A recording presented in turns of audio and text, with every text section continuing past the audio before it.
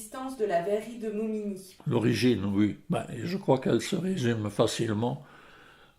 On a un certain monsieur Gillet, ça vous le savez, qui avait déjà essuyé quelques revers dans sa vie de verrier. Il avait été directeur de certaines usines en France, qui est venu à Fourmi s'installer pour tenir un commerce de verre, et puis qui avait dit je ne mourrai pas, mourrai pas sans avoir mon usine à moi.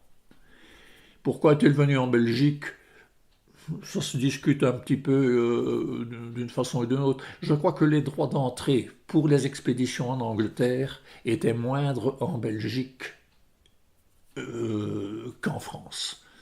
Alors les usines françaises avaient des difficultés si elles voulaient expédier en Angleterre. Et ici en Belgique, elles avaient moins de frais. Et il a installé ça à 1 kilomètre, voyez-vous, enfin, de la frontière française. Il n'a pas toujours été fort fidèle.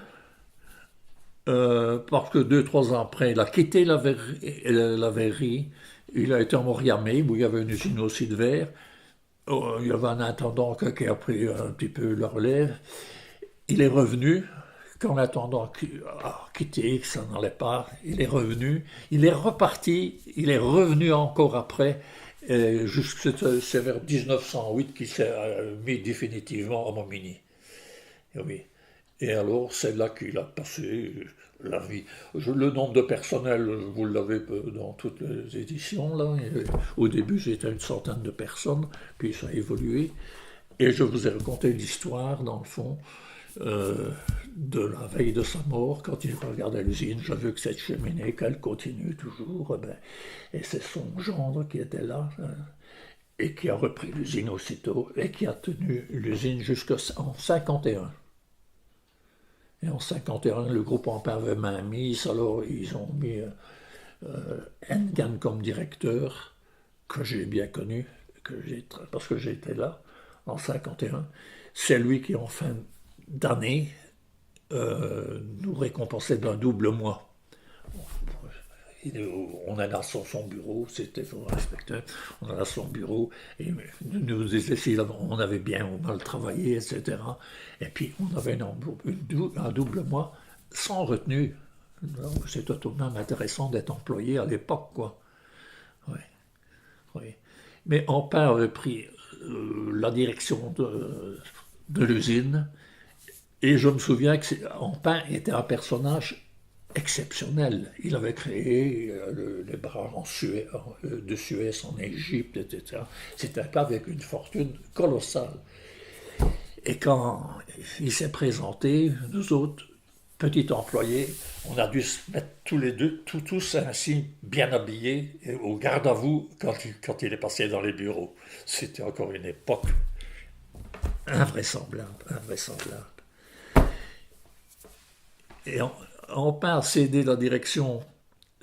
C'était pas son fils, mais il a pris le nom d'Ampin. Vous savez, c'était une relation, enfin, il ne faut pas insister là-dessus.